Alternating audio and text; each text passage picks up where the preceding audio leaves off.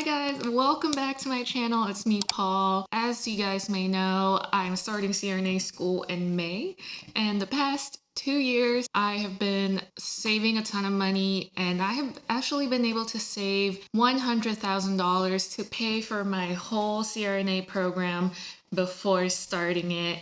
So I'm going to share with you guys my top tips and everything I've done to help me get there. I know it is such a big factor when it comes to deciding whether to apply to CRNA school and if it's the right fit for you, and a lot of people don't go through with applying because it is a lot financially. A lot of people have families, kids to take care of, and not being able to work in most programs is a big factor on why a lot of people don't do CRNA. And it's completely understandable, and I am just lucky enough that I do not have any debt starting off, and I am able to save as much as I can. And I also don't have a mortgage or a car payment and any credit card debt. The main thing is becoming a travel nurse and finding high-paying travel nurse contracts. I think that is the biggest thing that has contributed to how much money I have now. As a staff nurse, I barely made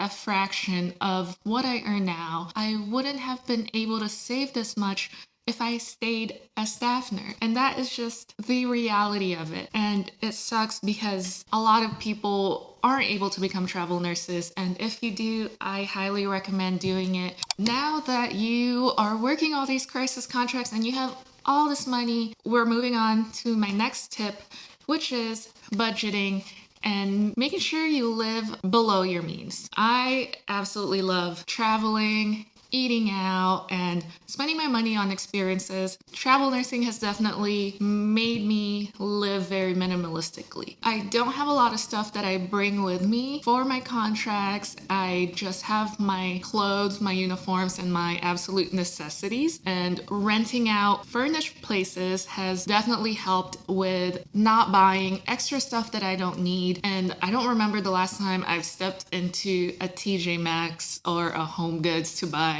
extra stuff for my home. I only have clothes that I really need because I have to fit them all in my suitcase when my contract ends and I have to move out of my rental. So, living minimalistically, setting a budget for yourself, and just living below your means. Every little transaction really does add up in the end of the day, and if you don't need it, don't buy it. Moving on, another big thing I do is my high yield savings account. It felt weird just having all that money sit in my regular checking or savings account where it's not growing anything. You need to put your money where it grows.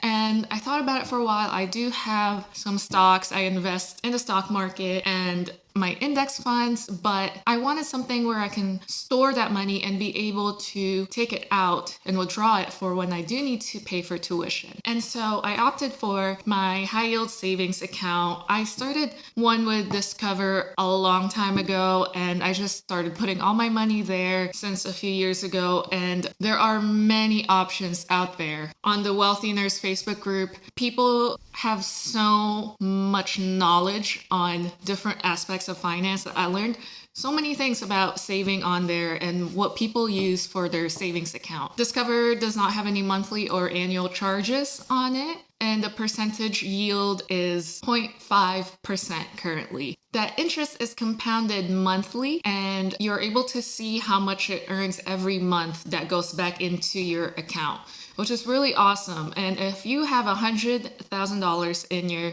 high yield savings account, you technically earn about $500 in a year. And on average, what I earn from interest every month on it is about $15 to $20. That's pretty good compared to other savings account where it just doesn't grow or barely grows anything from it. So it's definitely a good way if you just want to store it and let it grow for a little bit and take it out whenever you need to pay for tuition. Next thing are I-bonds. I-bonds are through the government. It's through treasurydirect.gov. The max that you can put in it is $10,000 per calendar year, and you can withdraw it after 1 year. It's a savings bond that earns interest through combined fixed rate and inflation rate. The inflation rate is set twice a year, and the current inflation rate is 7.12%. And it will update on the website whenever they do change it. iBonds earn interest for 30 years, and I really just like the fact that I can take it out after a year after it's grown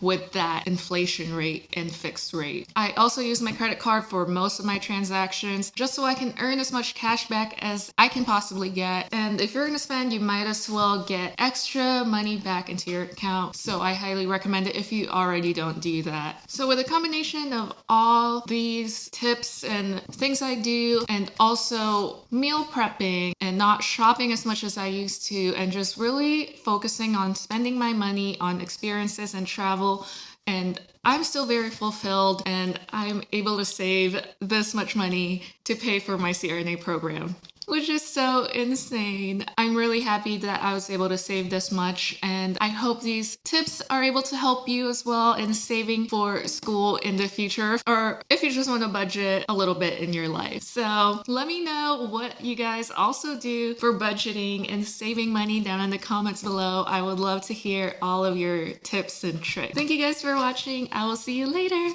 Bye!